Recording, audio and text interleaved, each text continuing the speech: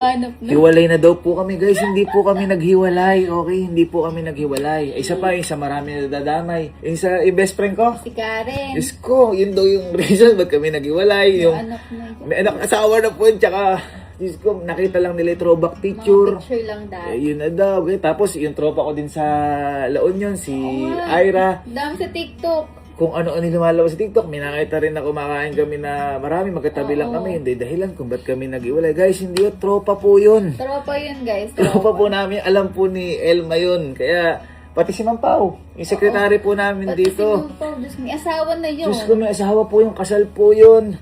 Yung asawa po ng kaibigan po namin. Yes. Nalilink sa akin, minsan nalilink kay Kelsey, hindi lang naman sa akin, kay Kenneth, kay Bernel. Diyos ko guys, nakakahiya, kaya kami, kinontak ho namin kagad sila. Kasi hiyang-hiya po kami. Actually, natatawa lang naman po sila sa mga nangyayari. Kaso nga lang, kami nakakahiya kasi hindi po nila alam na nadadamay. At hindi lang po yun, marami pang... Sa iba yung mga comment ng tao. Ang dami pong kinokonekta. Kaya baka huli na po namin yun na kasi nakakatakot. Ang daming nangyayaring hindi totoo.